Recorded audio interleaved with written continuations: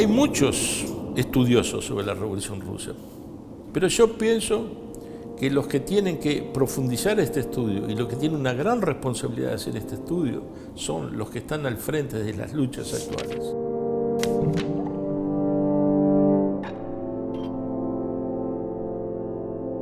Y de las organizaciones actuales, y de los combates actuales.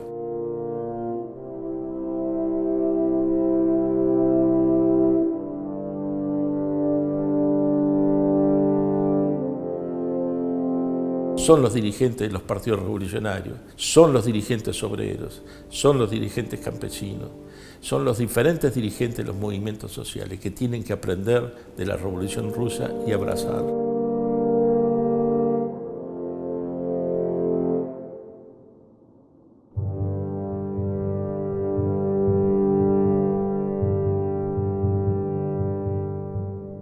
Yo me acuerdo una frase de Rosa Luxemburgo. Ella, que era una gran dirigente partidaria, pero era una intelectual de una alta formación marxista, decía lo siguiente en relación al Partido Socialdemócrata Alemán. Decía, mientras que los obreros no abracen la teoría, el partido no tiene futuro.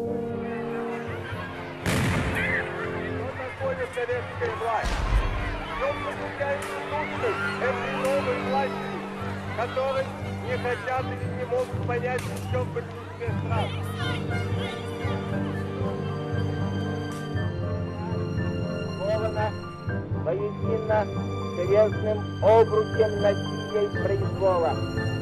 Во время последней мировой жестокой войны...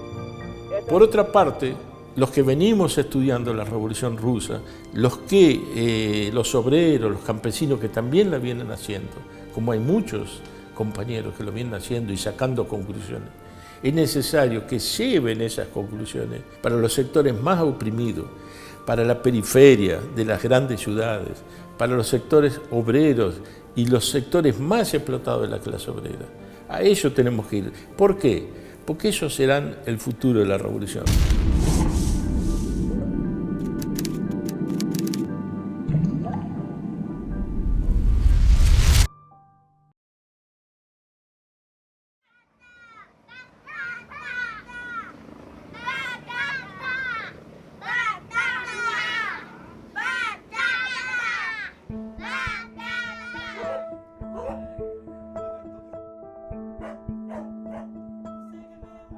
O meu papel no movimento é ajudar a construir o conjunto das lutas, é tentar fortalecer as mulheres que estão nas lutas, é tentar pensar como é que a nossa luta se fortalece, não apenas para conseguir moradia, não apenas para conseguir a melhoria da vida nos bairros, mas também como cada uma dessas lutas pode ser um passo na construção de uma coisa maior, que é uma revolução, que é a mudança de tudo que está aí, que é a transformação do mundo.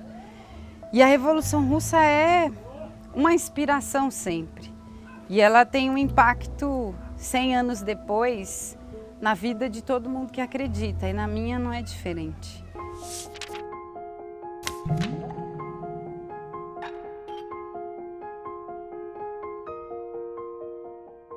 Houveram dificuldades, um enfrentamento grande, e as lutas que começaram a Revolução foram as lutas das mulheres.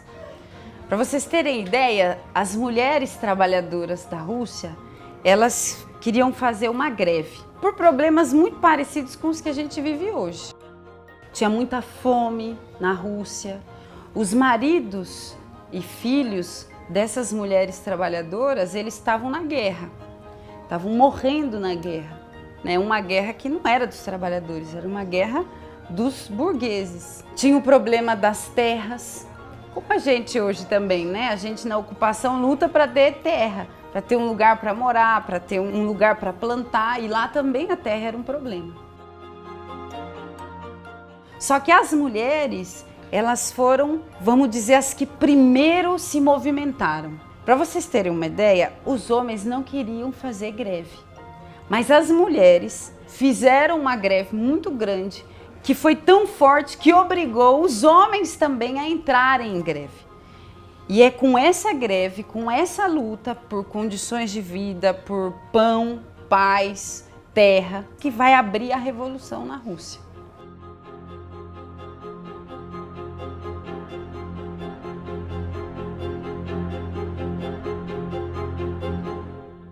Pensar e conhecer os processos das mulheres na Revolução Russa, se reconhecer como mulher trabalhadora, negra, oprimida, indígena, da periferia, dos bairros pobres, perceber que todas essas coisas juntas são uma identidade de uma classe, perceber que as mulheres são parte fundamental dessa classe, têm um papel a desenvolver na transformação do mundo, na transformação das coisas, na transformação da sua própria história, que ninguém liberta ninguém, é a gente que se liberta, são essas mulheres trabalhadoras que precisam se organizar, se libertar, que podem construir a revolução que nós precisamos, que todas elas precisam, que todas nós mulheres trabalhadoras precisamos.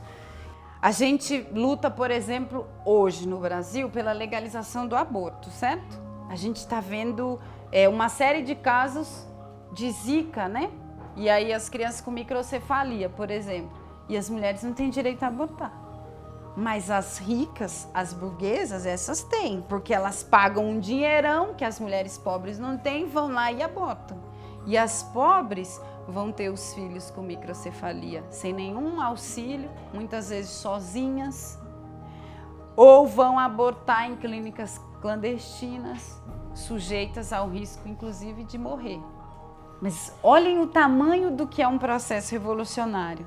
Na Rússia, 100 anos atrás, o aborto ele foi tratado como uma questão de saúde, legalizado e com condições para as mulheres abortarem.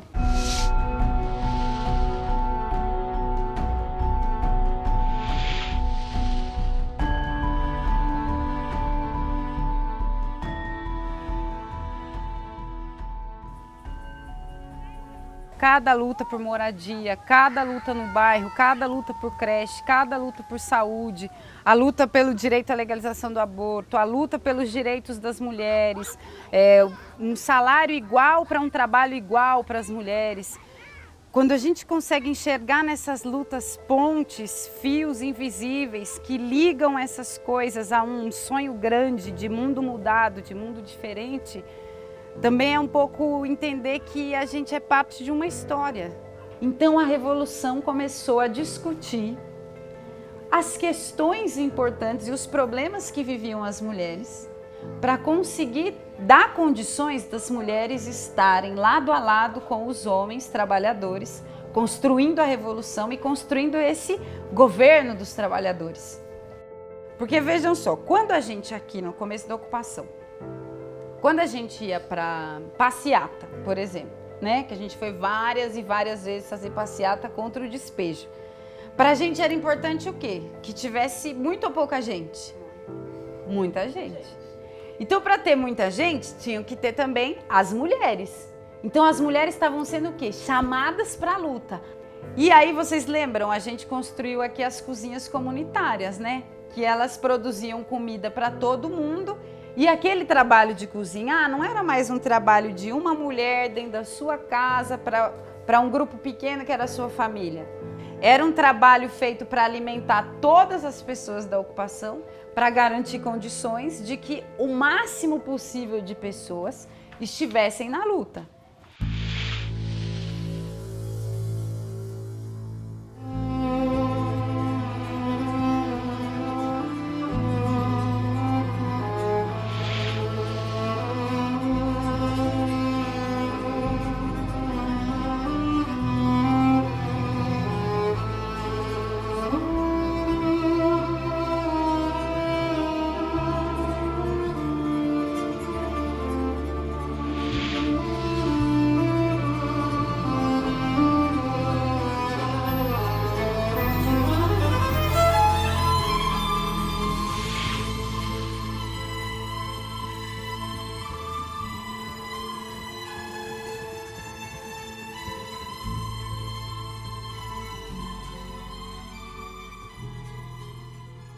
Es interesante ver cómo la burguesía e inclusive los diarios de la época veían la toma del poder por parte de los obreros y campesinos rusos dirigidos por el partido bolchevique.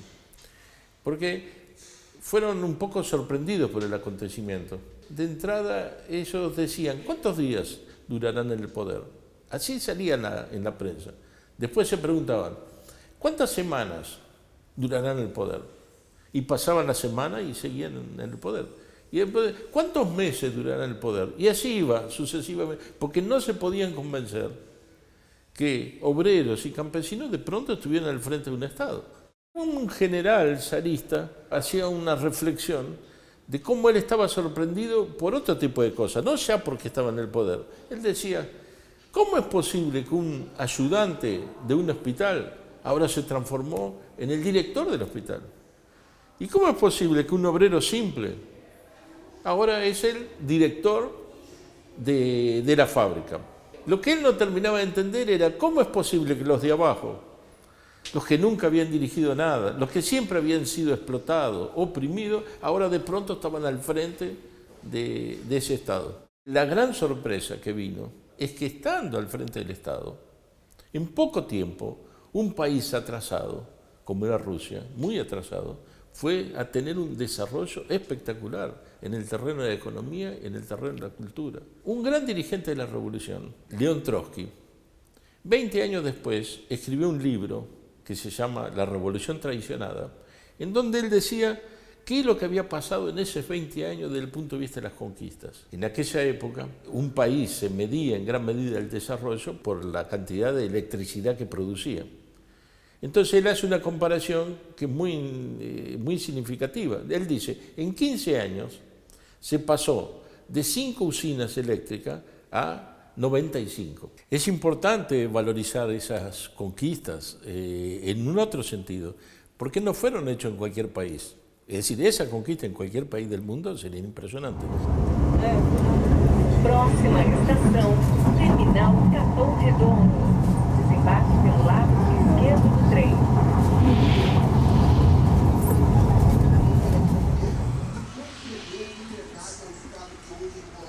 Esos obreros y esos campesinos y ese partido y esos órganos de poder que construyeron provocaron un desarrollo como nunca había ocurrido en ningún país atrasado en el mundo en el terreno de la economía y en el terreno de la cultura. Nunca se vio que un país atrasado en tan poco tiempo tuviera tal desarrollo. En el año que triunfa la revolución, en el 17, había 32.000 escuelas en Rusia y había 11.000 bibliotecas. A partir de ahí, en un año y medio, se pasa de 30.000 a 62.000 escuelas. Se va a 100.000 bibliotecas. Trotsky decía, y lo escribió, que ellos nunca hubieran podido hacer la revolución rusa, si no hubieran estudiado profundamente las revoluciones anteriores. ¿Por qué estoy diciendo esto? Porque yo opino que las nuevas revoluciones que vendrán, no vamos a poder vencer en ellas si no se estudia profundamente la Revolución Rusa y se sacan las conclusiones de ese proceso histórico, pero para la actualidad. Você imagina o que é um operário da construção civil viver com pouco mais de um salário mínimo? Administrar praticamente um salário mínimo por mês para sobreviver. Então é muito fácil o intelectual da burguesia chegar e dizer que tem a capacidade de administrar milhões, que muitas vezes vão para os cofres das empreiteiras, da iniciativa privada, por força da corrupção, mas ele não tem a capacidade de sobreviver um mês com um salário mínimo. Hoje, na sociedade capitalista, a burguesia prepara apenas os intelectuais da burguesia para governar. Mas quem tem o poder e a capacidade de construir e de fabricar são exatamente os trabalhadores.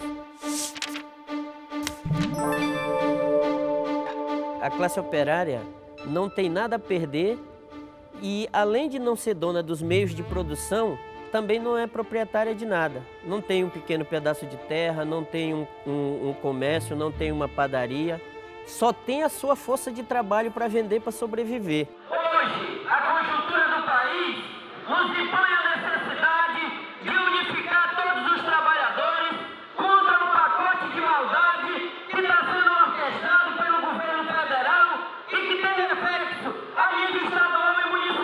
Poderia pegar um exemplo da construção civil em Belém do Pará, de uma ocupação de um canteiro de obra de uma empresa que deixou 180 trabalhadores sem receber o salário e sem receber as indenizações.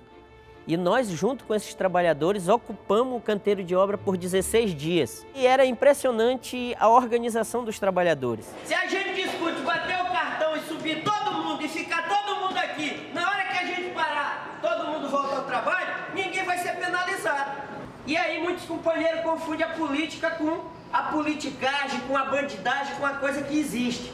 Mas nós temos que entender dessas coisas, porque isso tem reflexo direto na nossa vida. Um dos grandes exemplos na Revolução Russa é exatamente como a classe operária se preparou para governar o Estado operário.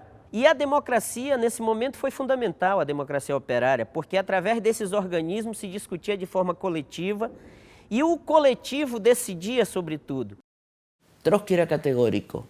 Decía, sin la existencia del partido bolchevique y sin la dirección de Lenin, nunca hubiera triunfado la Revolución de Octubre de 1917.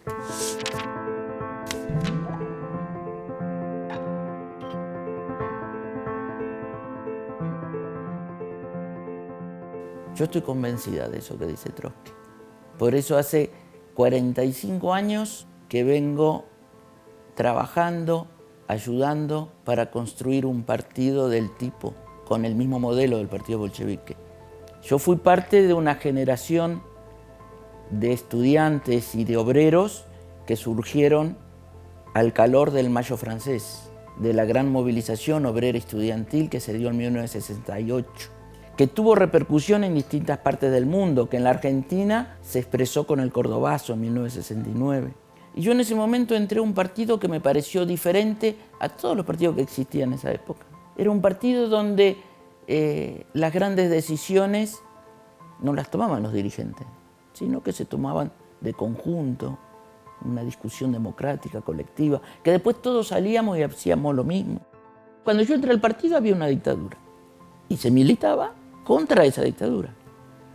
Y después cayó la dictadura y hubo elecciones y surgió un gobierno elegido, pero un gobierno que no era de los trabajadores.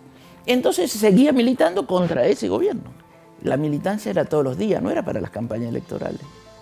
Después me di cuenta que no era una cosa especial de ese partido, que se estaba trabajando para construir un partido con el modelo del partido bolchevique, y ahí empecé a conocer lo que era el partido bolchevique. Yo la Revolución Rusa había ido a hablar antes, había estudiado en el colegio, en la universidad, se hablaba de la Revolución Rusa, pero en el partido se hablaba de una cosa especial, de que esa revolución había triunfado porque existía ese tipo de partido.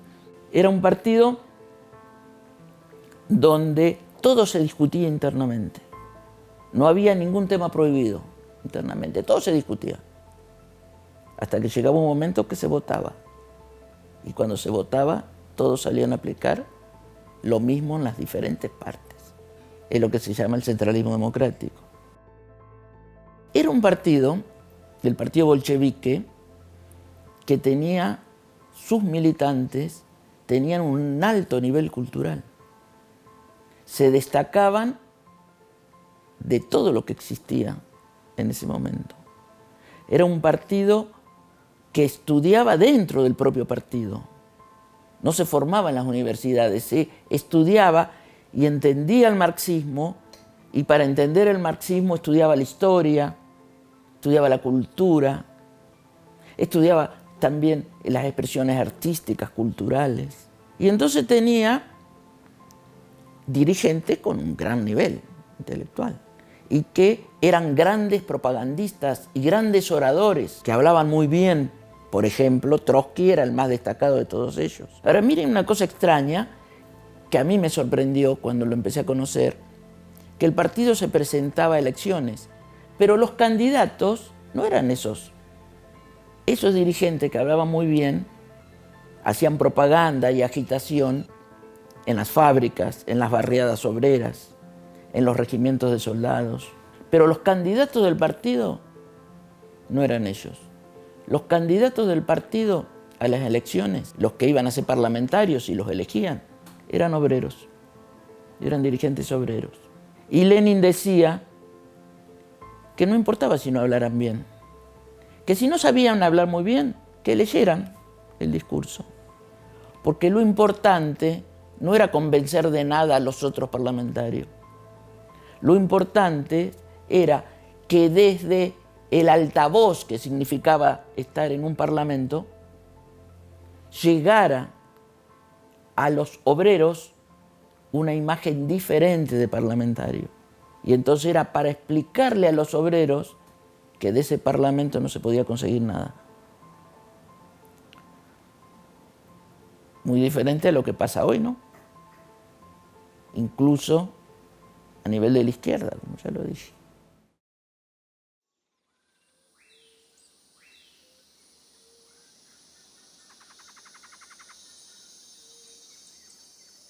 Seringueira que estás na selva, multiplicado sejam os vossos dias, venha a nós o vosso leite, seja feita a nossa borracha, assim na prensa como na caixa, para o sustento de nossas famílias. Nos dai hoje e todos os dias, perdoai a nossa ingratidão, assim como nós enfrentamos as maldades do patrão. Ajudai-nos a libertarmos das garras do regatão. Amém.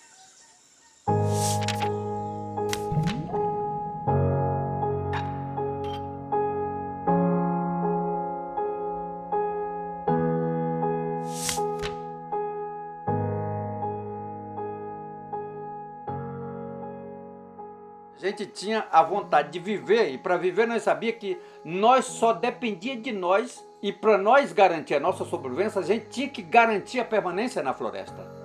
E essa floresta estava sendo disputada pelo grande latifúndio.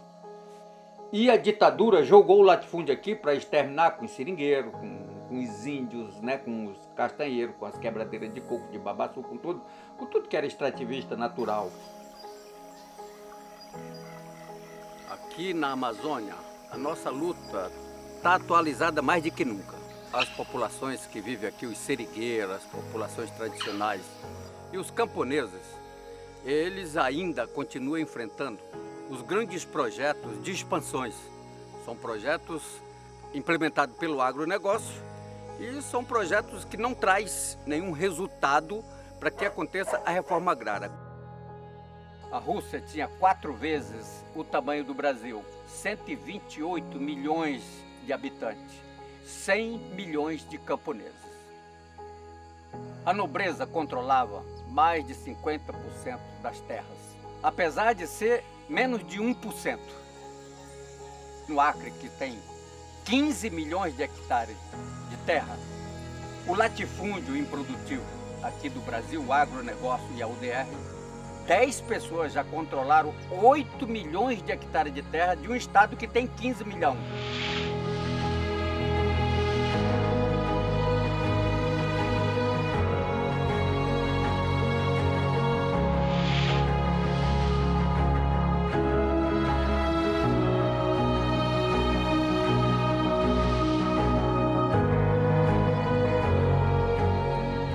Só quem tem uma proposta de reforma agrária que está implementando, que já deu um passo importante na Amazônia, foi o seringueiro. Nós tiramos a terra da mão do latifúndio aqui no estado do Acre, no Brasil. Nós conseguimos mais de 30 milhões de hectares de floresta de terra ficar na mão dos índios, do seringueiro, nos estados do Amazonas, Pará, Acre, Rondônia, Tocantins, Maranhão, Amapá, em tudo que for os estados da Amazônia. Criamos as reservas extrativistas. O Chico Mendes foi assassinado de uma forma, não só o Chico, mas minha irmã Dorothy, muita gente foi assassinada nessa luta toda pela reforma agrária, na luta toda, sabe, pela uma vida de sobrevivência dentro dessa Amazônia, por essa Amazônia. E aí depois você viu companheiros que estavam junto com a gente aqui. O Lula veio para cá, participou de toda essa luta aqui. Quando ele veio para cá em 80, ele disse que de uma canetada só ele fazia a reforma agrária nesse país. E o Lula criou a lei que regulamenta todo o desmatamento feito pela UDR, feito pelo agronegócio, que é quem fez os grandes desmatamentos até 2008 está perdoado. Nós tivemos que enfrentar esses projetos. né? E os projetos foram muito violentos, né? Eles chegaram a jogar agente laranja de avião em cima dos seringueiros na Amazônia para desmatar a floresta, que era para nós abandonar nossas colocações. Eu fiquei cego por 1 ano. E olha que eu não peguei em cheio não, foi só assim o cheiro. Muitos peixes boiaram, a agricultura toda de subsistência se acabou naquela região.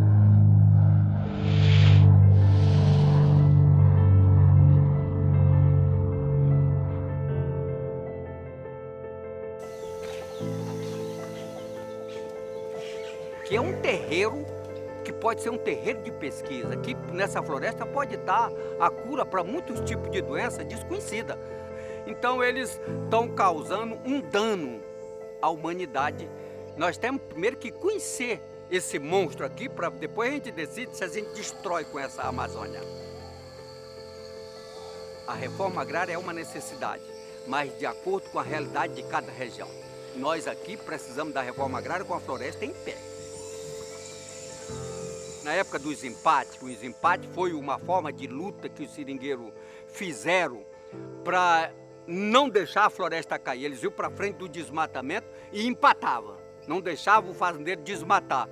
Aí veio o Chico Mendes, que foi o primeiro secretário do Sindicato dos Trabalhadores Rurais de Brasileia, e daqui ele foi para Chapuri organizar os sindicatos de lá de Chapuri e mais 8 sindicatos no estado. Chico Mendes foi realmente um militante político aqui, nunca foi um ecologista. O Chico Mendes foi um sindicalista, defendia o socialismo. Ele dizia assim, gente, nós não temos nenhum valor para essa sociedade lá fora. Lá ninguém considera nós como seres humanos, nós não somos da sociedade, nós estamos para lá da periferia da sociedade. Eles podiam eliminar nós naquela época, que não ia ter nenhum problema para o sistema que o grande capital implantou aqui.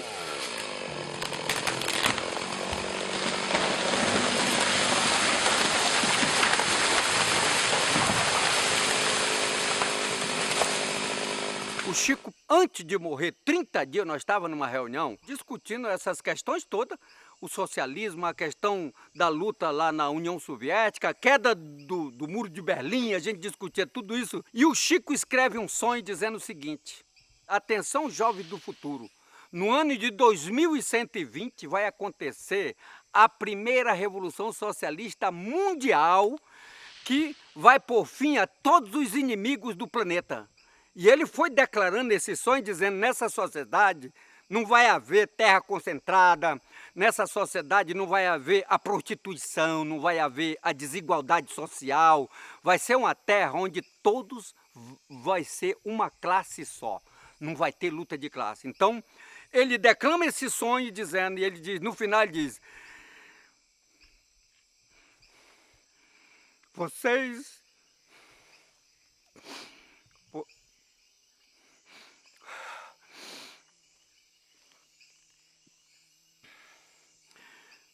me desculpem,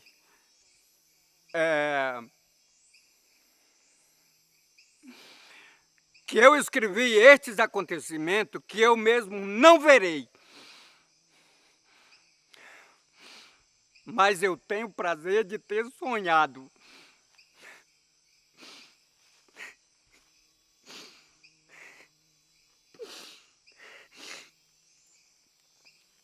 Então, para mim, a gente sonha com a sociedade melhor, mas é necessário que a gente não acredite nesse sistema que está aí, que ilude a grande maioria com esmola.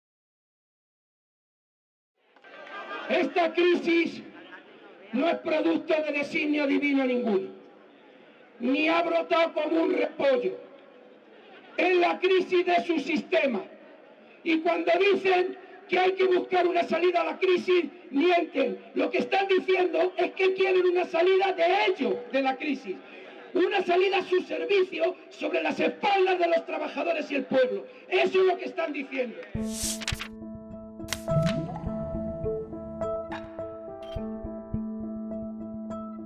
Yo creo que una de las grandes lecciones de la Revolución Rusa fue precisamente el instaurar un régimen no conocido hasta entonces, que era el régimen de la democracia obrera. Y eso tiene para nosotros, un siglo después, una enorme vigencia. Por ejemplo, en estos años de atrás, y especialmente en Europa, se llenaron las plazas, las calles, de mucha gente, especialmente mucha gente joven, que reivindicaba contra lo que decían, le llaman democracia y no lo es, rechazando a los gobiernos, a los partidos que había, rememorando el ágora griega, ¿no? Y la referencia era la democracia griega.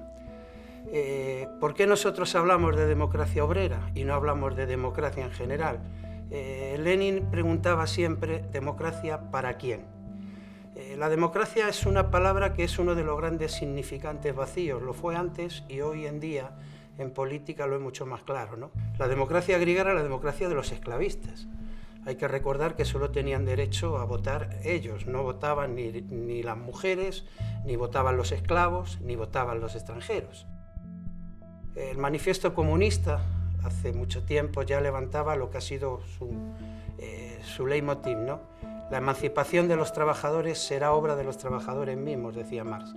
Y la Revolución Rusa era la primera vez que eso se ponía en la práctica y se demostraba que era posible, que sí se podía, ¿no?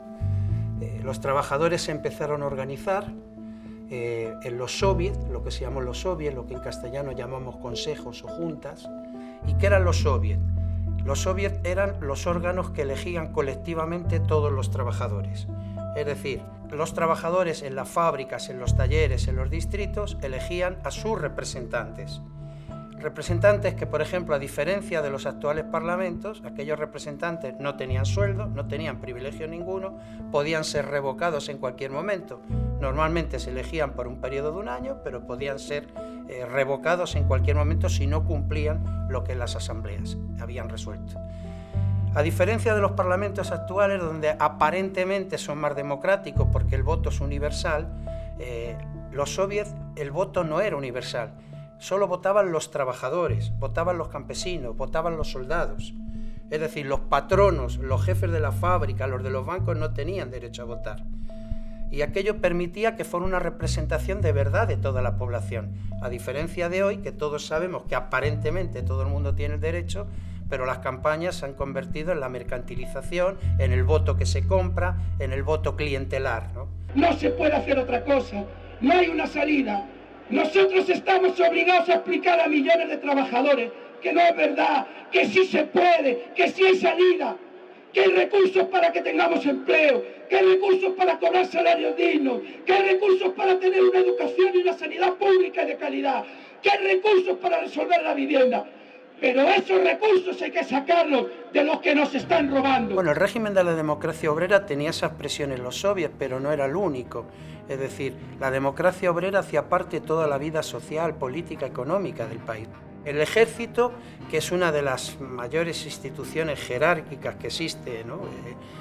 Fue un modelo de lo que significaba la democracia obrera. Se suprimieron las condecoraciones. El propio Trotsky, que era el jefe militar de casi 6 millones de trabajadores y campesinos en armas, él cuando llegaba al ejército a los pueblos, lo primero que hacía Trotsky era reunirse con los compañeros del partido, con el núcleo del partido, ahí les explicaba la situación, se veían los planes que se iban a hacer y después se convocaba en la Plaza del Pueblo una asamblea pública para implicar a toda la población en la lucha. Siempre cuentan la anécdota de que los jóvenes y la gente que estaba más golpeada por la guerra y por los sacrificios de la guerra era muy reticente a anotarse en el ejército. Y siempre después de esas asambleas, esos discursos de Trotsky, los jóvenes se empezaban a alistar voluntariamente al Ejército Rojo, ¿no? Bueno, hay gente que nos pregunta, bueno, ustedes llevan años en esto, llevan años luchando, pero ustedes nunca llegan al poder. ¿Y eso cómo lo explican? Y en realidad hay dos cosas que es importante señalar. Primero, todos estos partidos que llegan al gobierno, llegan exactamente a eso, al gobierno, no al poder. Ellos acaban siendo los gestores de los que ostentan el poder. Llegar al poder significa transformar la realidad social que hoy existe. Y eso para nosotros solo lo puede hacer la clase obrera. Queremos que los trabajadores tomen conciencia de su existencia, se autoorganicen y lleguen al poder. Y si no es con los trabajadores, nosotros no queremos el poder ni regalado. Esa es la esencia de nuestra lucha y esa es la esencia de la democracia obrera. de todos aquellos que enterraron a la clase obrera, a los que enterraron a la revolución, a los que dijeron que el socialismo estaba muerto, para decirles hoy desde aquí lo que decían las ánimas del purgatorio a mi ilustre paisano don Juan Tenorio: los muertos que vos matáis gozan de buena salud.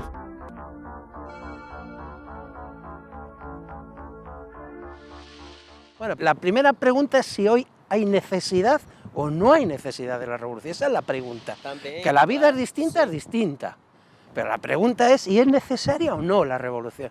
Yo creo que es una necesidad no solo igual, es mayor que la de hace 100 años, ¿no? Por ejemplo, el hambre. Dado absurdo é que mais de 3.100.000 crianças morrem por ano no mundo por falta de nutrição alimentar. En la Segunda Guerra Mundial, que fue la Gran Guerra, lo que llamaron la Gran Guerra y que decían que iba a ser la última, había 15 millones de refugiados en el mundo. Ahora, las organizaciones internacionales reconocen 61 millones de refugiados. En esencia es eso, es la lucha por la existencia. Eu fico indignado porque eu acredito que o sistema capitalista é um sistema podre hoje, um sistema de barbárie. No responde a la necesidad más básica de los seres humanos, que es el poder comer, el poder vivir, el poder garantizar a sus futuras generaciones la continuidad, ¿no?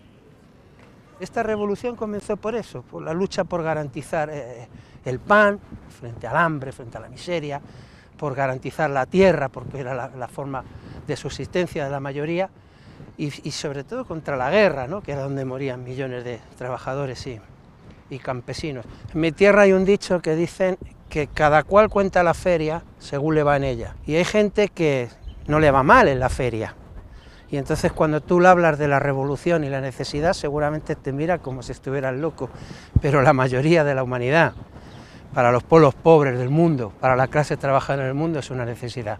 Es una necesidad para garantizar su propia existencia.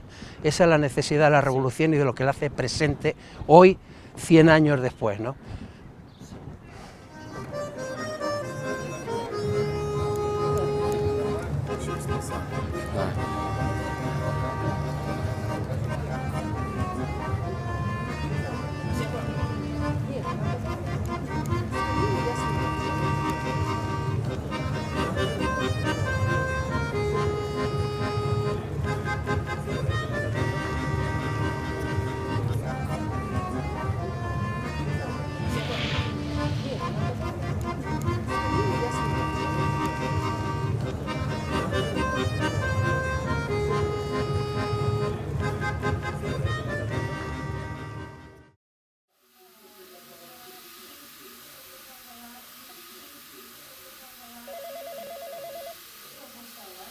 Nossa família ela é uma família fragmentada, então nós temos parente na Cisjordânia, nos Estados Unidos, na Europa. A maioria dos sobrinhos dele, ele não conhece. Ele não pôde estar lá quando as pessoas foram morrendo. Meu pai é o caçula dos irmãos dele.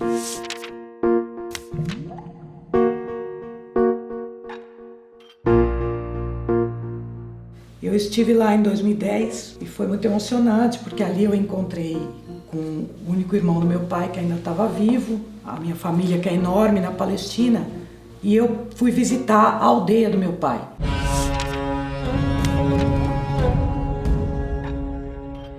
A distância de uma aldeia para outra nunca chega a mais de 5 quilômetros, porque é território muito pequeno. Na minha casa, por exemplo, é uma aldeia simples, não tem água, nada. Então, a sociedade é muito ligada ao humanismo. Por exemplo, o trigo do meu pai aqui, tem outra plantação do lado, é do judeu. E a gente vivia em harmonia, fora do comum.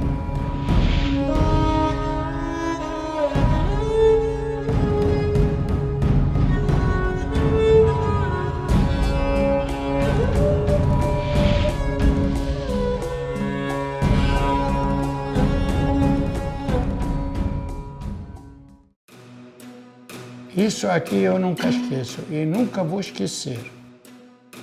Saímos da escola, caiu 2 granadas lá, 2 bombas. Cheguei na minha casa, meu pai falou, hoje eles vão bombardear, vai matar todo mundo. Então nós vamos deslocar, vamos sair das casas e fica longe um pouquinho, uns 2 quilômetros lá. Lá tem uma montanha pertinho, uma aldeia se chama Chueque. E a gente fica lá e amanhã cedo a gente volta. Nunca nós voltamos. Nós saímos de lá sem roupa, sem comida, sem nada, porque o quê? Vai pensando, amanhã nós vamos voltar. Nós fomos falar com a prefeitura, com um cara lá, um comandante que estava lá na Chueque, né? Ele falou, não tem jeito mais, agora perderam a aldeia, não tem mais chance. Quer dizer, se tem ficado, morria.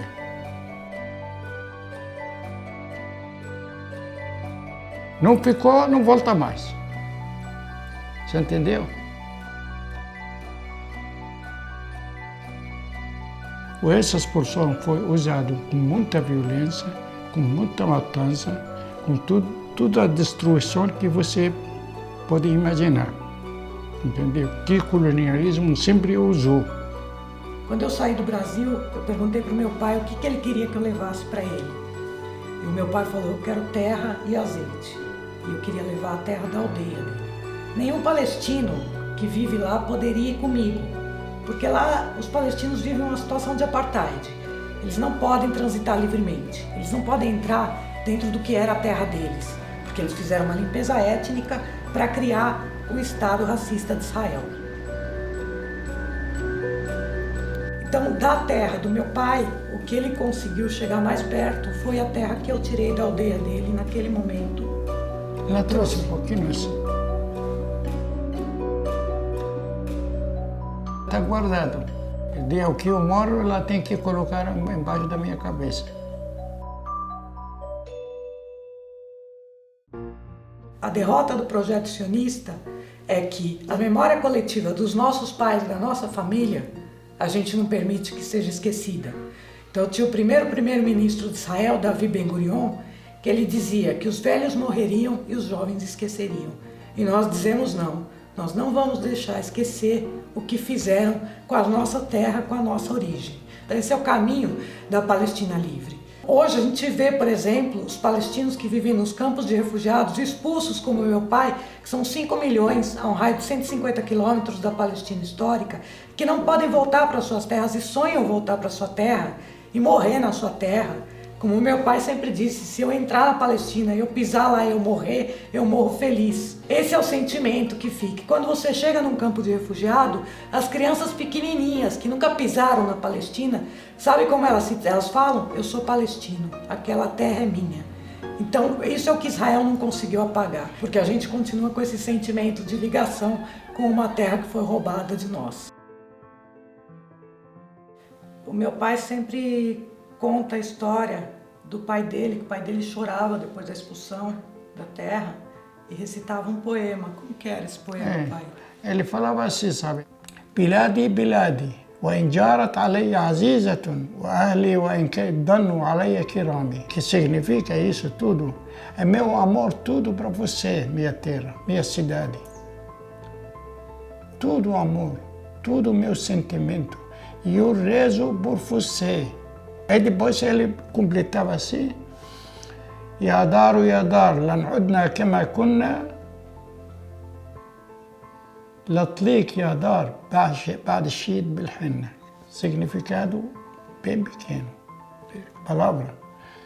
Significa assim, a minha terra, todo o amor que eu tenho na vida. Se eu voltar para você, se eu voltar a ter essa casa minha, eu não vou passar tinta em cima dela. Eu vou maquiar você como fosse minha noiva. Quer dizer que eu sou tão fiel a essa noiva que eu não caso com outra nunca na vida. Porque eu que maquiei, eu que vou viver com ela, então ela vai ser a Palestina, meu princípio, o meu fim. Isso é o significado dessas 4 ou 5 palavras dele.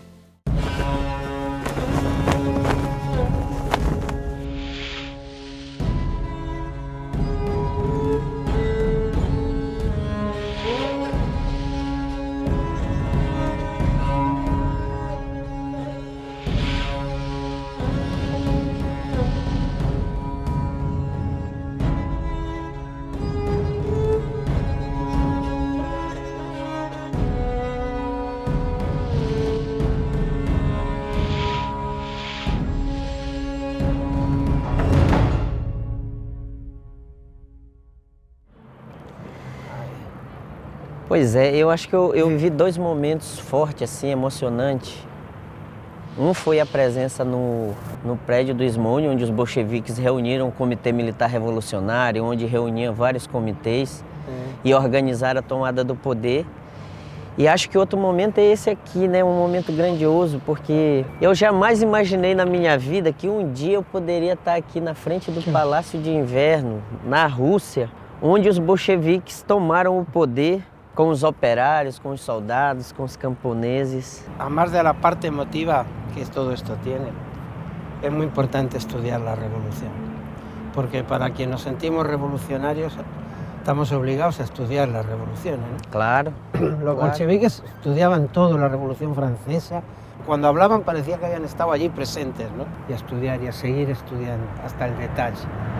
Escucha, Clever, estaba terminando de leer el libro este. Cuenta un poco la historia de toda la peripecia de Lenin desde que sale del exilio en Suiza hasta que llega a esta estación de Finlandia, ¿no? Cuando él llega, aquí hay una fiesta, ¿no? Aquí todo el mundo apoyando al gobierno provisional, todos se declaraban revolucionarios, socialistas, ¿no? Y de repente llega Lenin y dice, no, aquí lo que hace falta es un gobierno obrero apoyado en los soviets de diputados obreros, ¿no? O sea, una política completamente opuesta a los demás. Y fíjate, es más, a él al día siguiente le invitan al soviet a que exponga estas posiciones. Y entonces se monta un lío tremendo, ¿no? Entonces, por ejemplo, aquí cuenta cuál fue la reacción de todos los partidos al discurso de Lenin, ¿no? Entonces, por ejemplo, Miliukov, que era el dirigente del partido burgués, de los cadetes, tú conoces, Miliukov dice que Lenin sostuvo tan acaloradamente la causa pacifista y con tal desfachatez y falta de tacto que se vio obligado a parar en seco y abandonar la sala en medio de una tempestad de abucheos. Nunca sobrevivirá aquello. Esto ha sido el funeral del partido bolchevique. Es decir, llega Lenin y dice que son los desvaríos de un demente. Esa fue la respuesta que le dieron. Lenin disse, não, tá tudo errado. Só existem dois caminhos para resolver o problema dos trabalhadores na Rússia, ou se está junto com a burguesia e com os empresários, ou se está junto com a classe operária. Esa es la grandeza de Lenin, ¿no? Que fue el marxista más consecuente. Él se apoyó en Marx, se apoyó en Engels, se apoyó en la tradición marxista, se apoyó en la experiencia del primer gobierno obrero, que fue la Comuna de París. Él se mantuvo firme en eso, no cedió a las presiones y gracias a ser el más consecuente, él logró construir un partido para la Revolución Obrera, para el triunfo de la Revolución Obrera. Por eso decimos que sin Lenin y sin el partido bolchevique no hubiera habido nunca revolución rusa.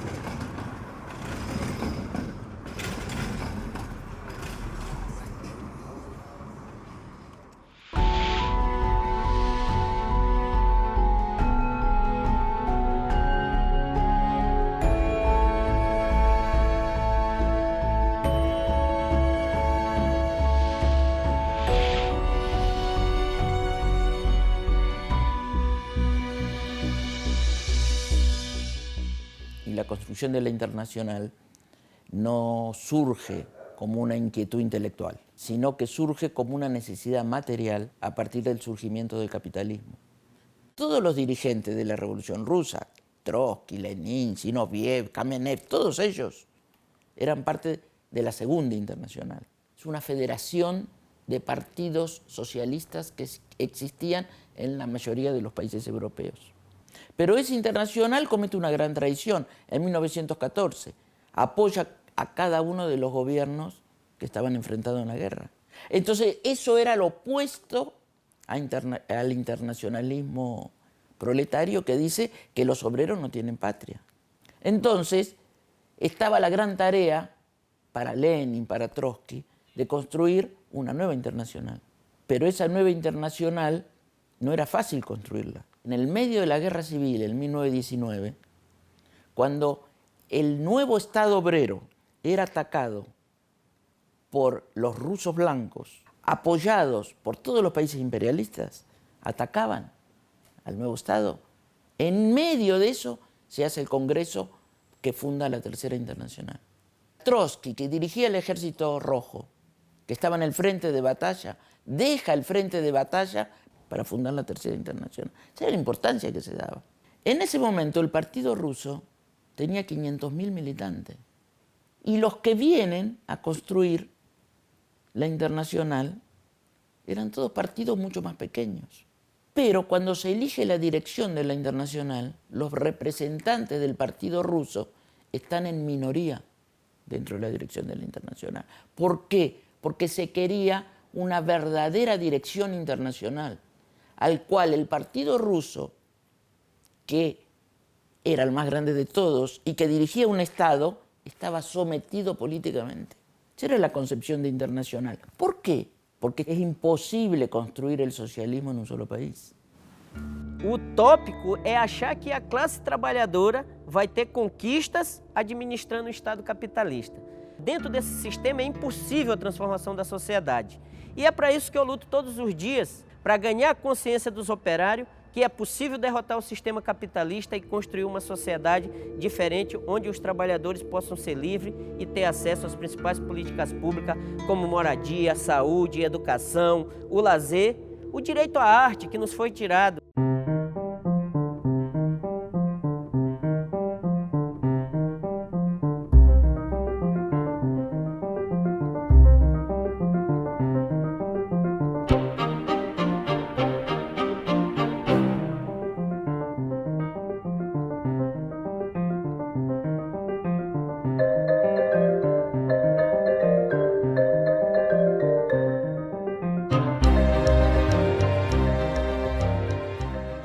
E quando você entende o processo da Revolução Russa, você se apaixona.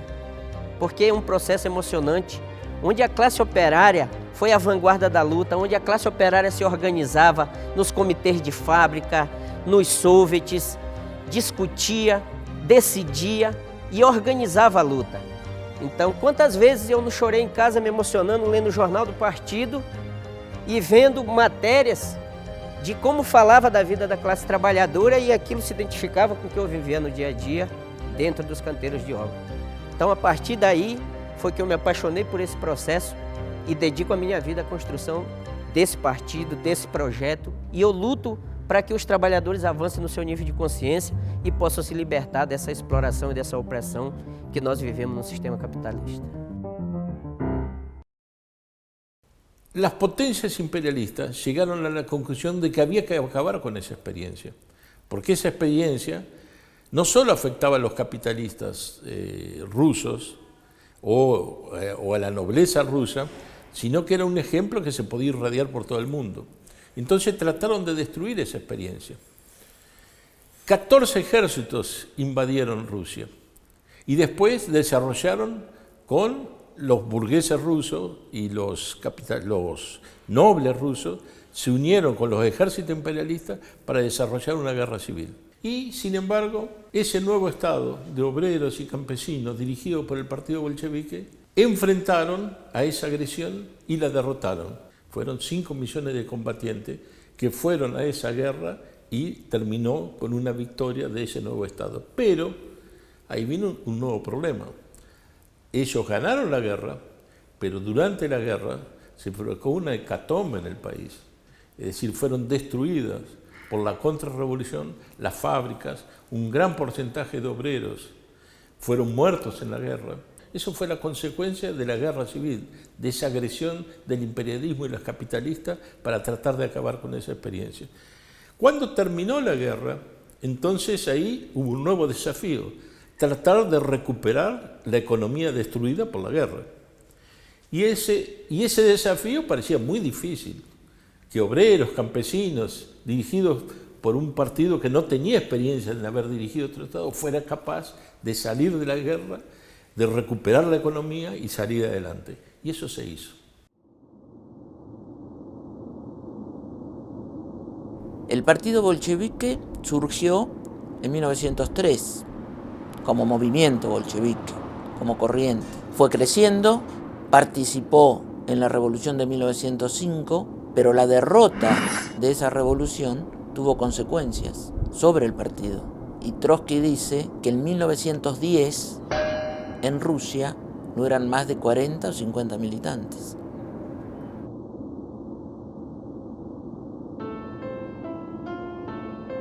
En la construcción del partido también hay momentos terribles, muy malos.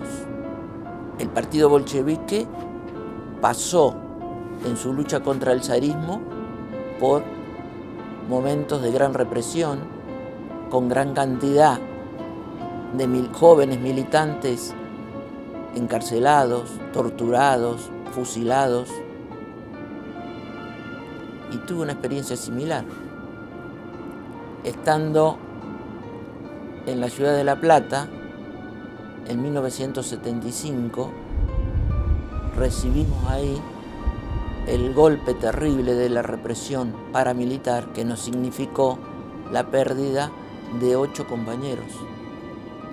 Entre el 4 y 5 de septiembre de 1975, en La Plata, nos secuestraron y fusilaron a 4 compañeras y 4 compañeros.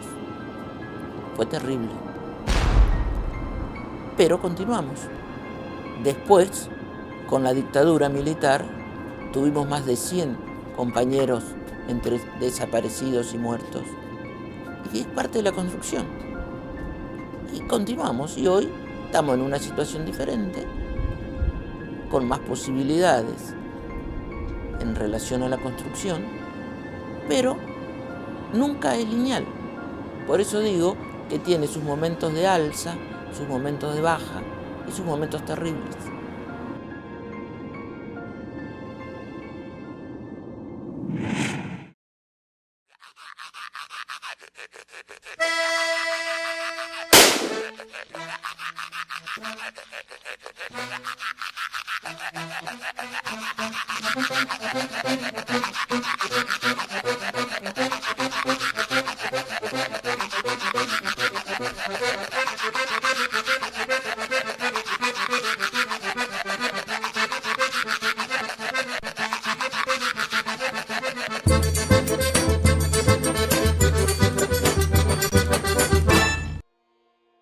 Yo tenía 16 años la primera vez que entré a trabajar en una obra y 18 cuando entré en una fábrica. Nosotros era en los años 70, comienzos de los 70, los trabajadores en España nos organizábamos en algo que se llamaba las comisiones obreras. Vivíamos bajo un régimen de dictadura y entonces las comisiones obreras surgían en las empresas, en las obras, y nos organizábamos. Aquello era un movimiento que muchos decían que era semisoviético, porque en realidad tenía que ver con esa experiencia de las luchas de los trabajadores, ¿no? De aquel sindicato que empezábamos a construir contra el sindicato fascista, el sindicato vertical, que era el único que estaba permitido y que era obligatorio que tuviéramos que estar afiliados, aquel sindicato empezó a crecer, las comisiones obreras, y miles de trabajadores empezaron a organizar comisiones obreras en sus fábricas y en sus tajos.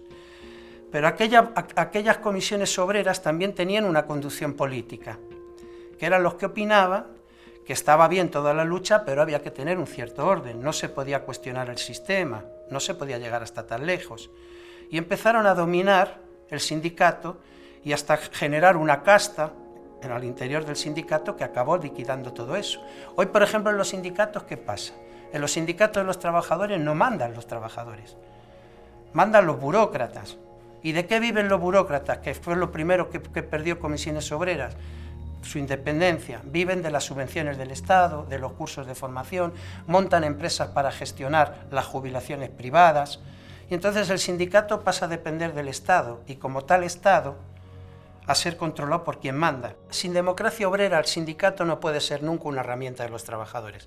Si no somos los propios trabajadores los que financiamos nuestro sindicato, los que tomamos la decisión sobre el mismo, los que lo construimos, el sindicato acabará siendo una herramienta de la patronal y del propio Estado, como son hoy todos los sindicatos de la burocracia. En la Rusia pasó algo parecido que pasa en muchos sindicatos. Surge una nueva dirección que va ocupando el poder y al frente de ese proceso está un dirigente del partido bolchevique que encarna todo ese proceso, que es Stalin. ¿Qué es lo que hace Stalin? Elabora una teoría que se opone a todo lo que era la tradición de los revolucionarios hasta ese momento. La tradición de Marx, de Engels, de Lenin, de Trotsky, de los grandes dirigentes históricos y de la Revolución Rusa. ¿Cuál es esa teoría? Es la teoría que él llama del socialismo en un solo país. Era una utopía, significaba que en última instancia haríamos el socialismo en colaboración con el resto de los países imperialistas. Y él da una fórmula que no es solo el socialismo en un solo país, sino que dice socialismo en un solo país y coexistencia pacífica con el imperialismo. Entonces eso va a significar que la lucha por el poder en el resto de los países se deja de lado, porque hay que coexistir con el imperialismo. Pero no se limita a eso. Él avanza al hacer pactos, acuerdos de carácter bien contrarrevolucionario con los grandes potencias imperialistas. Entonces es por eso que hace el pacto con Hitler en el año 39, cuando empieza la Guerra Mundial. Después Hitler rompe ese pacto, invade la Unión Soviética y entonces la Rusia entra en la guerra, pero ahí se hace un nuevo pacto con el imperialismo americano y el imperialismo inglés, siempre con el mismo contenido: coexistencia pacífica y dividir áreas de influencia e impedir que triunfe la revolución en esos países llave. Para poder mantener el pacto, impedir. Esta política, que más que política era todo un programa, era toda una concepción, se vio obligado a enfrentar dentro del partido y dentro del Estado a los que resistían a esa concepción. Y lo hizo con los criterios más brutales que se puede imaginar. Es decir, empezó con persecuciones, con calumnias, con separaciones, después continuó con expulsiones del partido, hasta terminar en la tortura, el asesinato, es decir, una forma nunca visto en la historia del movimiento obrero. Pocos años atrás, unos 10 años atrás o 12 años atrás, la KGB, que era el servicio de inteligencia, reconoció públicamente que ellos habían asesinado a 700.000 personas. No estoy hablando de guerra, muertos en guerra, asesinados, es decir, presos o secuestrados y después asesinados. ¿Y quiénes eran esos asesinados? Según la KGB, eran militantes del partido bolchevique, obreros y campesinos. Esa era la composición de los asesinados. No habían asesinado a contrarrevolucionarios, habían asesinado a los que hicieron la revolución. Eso fue el stalinismo. Toda esa política de Stalin, todo ese programa de Stalin, era lo opuesto, no era diferente solo, era lo opuesto al programa defendido por los bolcheviques y defendido por Lenin particularmente. Tal vez a donde se ve más en el plano internacional, porque la obsesión de los bolcheviques cuando tomaron el poder era utilizar esa toma del poder en un país como palanca para la revolución mundial, para acabar con el imperialismo y el capitalismo a nivel mundial. Esa era la esencia del socialismo, por otra parte, eran las ideas de Marx, de Engels, que el socialismo sería internacional o no sería. Y entonces por eso construye Lenin, se pone a la cabeza de la construcción de la Tercera Internacional. Stalin, ¿qué es lo que hace? Es decir, en los primeros 4 años se hacen 4 congresos. Ya el quinto, ya con la conducción de Stalin, se hace algunos años después. El sexto se van haciendo cada vez más secundarios los congresos. Hasta el final, Stalin disuelve la Tercera Internacional. ¿Por qué la disuelve? Porque ya no es más necesario, porque ya no era más la revolución mundial. Y es interesante cómo la disuelve. Quien le propone disolver la internacional es el primer ministro inglés, Winston Churchill, que le dice: mire, tenemos un acuerdo, pero no queda bien que ustedes mantengan una organización internacional. Les propone disolverla y Stalin dice: bueno, perfecto, y la disuelve. Es decir, Lenin por un lado y Stalin del otro no tenían absolutamente nada que ver, eran cosas opuestas. Trotsky, que fue el jefe de un ejército con cerca de 6 millones de trabajadores y campesinos en armas, hay quien le decía a Trotsky: pero si usted es el jefe del ejército, usted es el que más prestigio tiene entre los generales, ¿por qué dejó que Stalin le arrebatara el poder? Y Trotsky le decía: dar un golpe militar era relativamente muy sencillo, era casi un paseo. Pero si las contradicciones sociales se resolvieran con golpes militares, lo que cambiaríamos sería el nombre de los personajes de la historia, pero no su curso. Esa lucha de décadas del capitalismo mundial contra el Estado obrero que había surgido en la Revolución del 17 va a culminar con la restauración del capitalismo, que es lo que se dio en los últimos 25 años, no solo en la Unión Soviética, sino también en el resto de los países donde se había expropiado a la burguesía. Trotsky tiene una hermosa frase que para mí nos da una indicación de qué es lo que tenemos que hacer. En un texto en el cual en los años 30 llamaba la construcción de la Cuarta Internacional, Trotsky decía: la clase obrera asciende taladrando por sí misma una roca de granito. A veces se resbala unos cuantos pasos. A veces el enemigo dinamita los escalones que han sido cortados. A veces se entierran porque han sido hechos en un material pobre. Después de cada caída debemos levantarnos. Después de cada resbalón debemos ascender de nuevo. Cada paso destruido debe ser reemplazado por dos nuevos.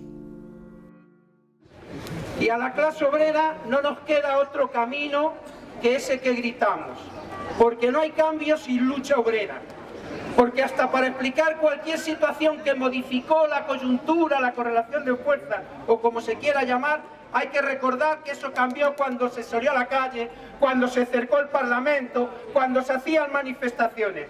Solo cuando la calle es nuestra, cuando la huelga es el instrumento de lucha como los trabajadores franceses, cuando se ocupan las fábricas, cuando los trabajadores irrumpen en la vida social y política de un país, es cuando se pueden empezar a cambiar las cosas. Traigo la cabeza rota. Traigo la cabeza rota. Que me la rompió un costero, mira. Mira, Marusina, mira. Mira cómo vengo yo. Que me la rompió un costero, mira. Mira, Marusina, mira. ¡Viva la lucha de la clase obrera! ¡Viva! ¡Obrero! ¡Apoya a los mineros! ¡Madrid! ¡Obrero! ¡Apoya a los mineros! ¡Madrid! ¡Obrero! ¡Apoya a los mineros! A história que a Revolução Russa abriu é a história das lutas dos trabalhadores pela sua libertação, pela sua emancipação. E cada um de nós que constrói cotidianamente essas lutas no local de trabalho, de moradia, de estudo, é parte dessa história, é herdeiro dessa história, é um fio de continuidade viva para que essa história continue, para que ela consiga atingir o Brasil, outros países, a América Latina, o mundo inteiro. Las nuevas revoluciones tendrán que dirimir cuál de esos dos programas se llevan adelante. Porque el programa de los bolcheviques, el programa de Lenin, el programa de Trotsky, el programa que abre la posibilidad de victoria. El programa de la colaboración con la burguesía, que es el programa de Stalin, el que abre el camino de nuevas y nuevas derrotas. Ese programa del stalinismo, lamentablemente, el que se aplicó en muchas de las revoluciones que terminaron en tragedias. Estudar a história da Revolução Russa, descobrir as coisas todas que os trabalhadores e as trabalhadoras fizeram, não deixa de ser um marco de certeza de que é possível fazer, de que é possível ir muito além do que a gente tem feito, de que é possível querer e sonhar com muito mais do que tem sido oferecido para nós, de que é possível transformar o mundo não só em coisas pequenas, mas revolucionar tudo, mudar as estruturas, permitir que as pessoas tenham condições de se desenvolverem plenamente, humanamente. Todos os lugares onde as mulheres são oprimidas, onde os negros e negras são oprimidas, onde os LGBTs são oprimidos, onde os povos originários são oprimidos, todos os lugares onde isso acontece, na verdade, são grandes campos de batalha para essa luta maior que a gente constrói dia a dia nas lutas pequenas. E pensar que 100 anos atrás eles conseguiram fazer isso na Rússia é ter certeza de que 100 anos depois a gente precisa e é capaz de fazer isso no mundo inteiro.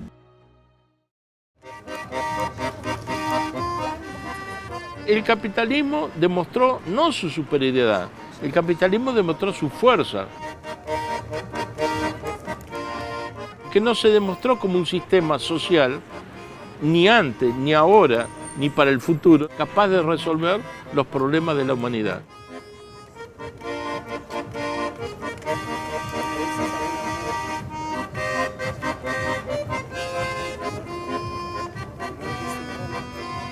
¿Qué pasaría si esa misma experiencia se da en uno de los países más avanzados?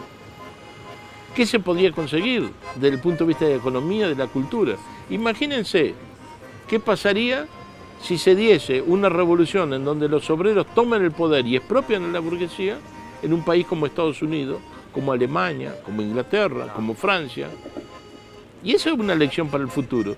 Y más, ¿qué pasaría si eso no se limitase a un país u otro, si eso se extendiese a nivel mundial?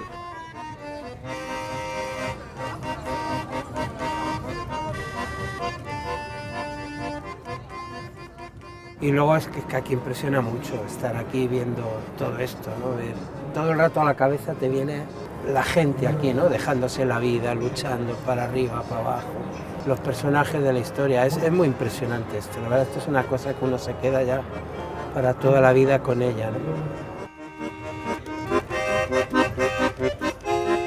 Estar aqui na Rússia, estudando todo esse processo do que significou a Revolução Russa, eu não me vejo aqui como uma questão individual.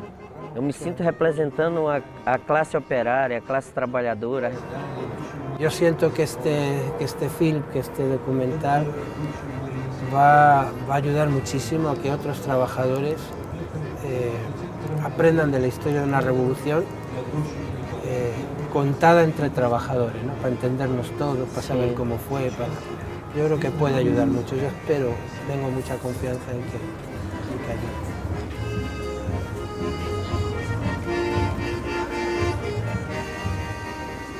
Es el capitalismo el que fracasó y es el estalinismo el que fracasó. A mí me gusta mucho una expresión que utiliza un director joven de cine argentino, Damián Cifrón, cuando responde a esto, ¿no? De que cuando le dice, no, el socialismo fracasó. Y él dice, ¿quién les ha contado a ustedes que el socialismo fracasó? Dice, yo soy un apasionado de Romeo y Julieta. Si yo voy al teatro a ver esa obra y el director de la obra es un pésimo director y la puesta en escena es una pésima puesta en escena, tengo yo derecho a decir que Shakespeare fracasó. Fracasó la parodia, la negación de lo que fue la lucha de los bolcheviques y Lenin, que ha sido el estalinismo, ¿no? Por eso es el hilo, como tú dices, ese es el hilo histórico que hay que retomar. As lutas existem. Nós vimos os trabalhadores se levantarem na Grécia, na Argentina, na Síria, no Egito. O por ejemplo otro que te dicen, no, pero es que el enemigo es muy grande, es gigantesco. Y bueno, el enemigo es grande, pero el enemigo parece mucho más grande cuando se le mira humillado, cuando se le mira de rodillas, cuando uno no confía en su propia fuerza ni confía en su propia lucha, ¿no? Yo creo mucho en eso que repetimos tantas veces, ¿no? Aquí la historia ha demostrado que la clase obrera puede ganar y aquí no hay ningún Dios que haya escrito que no podemos ganar.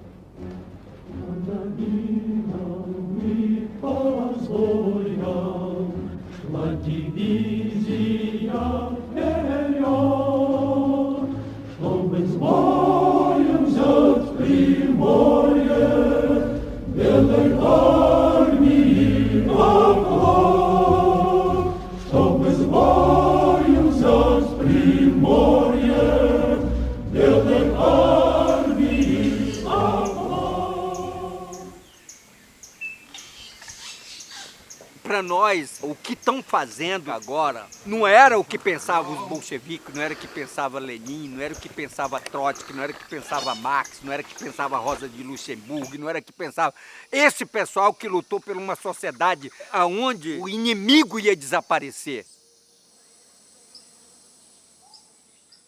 Então a gente se despede de vocês dizendo que essa luta é nossa, que a luta pelo socialismo está viva, que a luta pela reforma agrária está viva, e nós só vamos fazer a reforma agrária se nós destruir o capitalismo.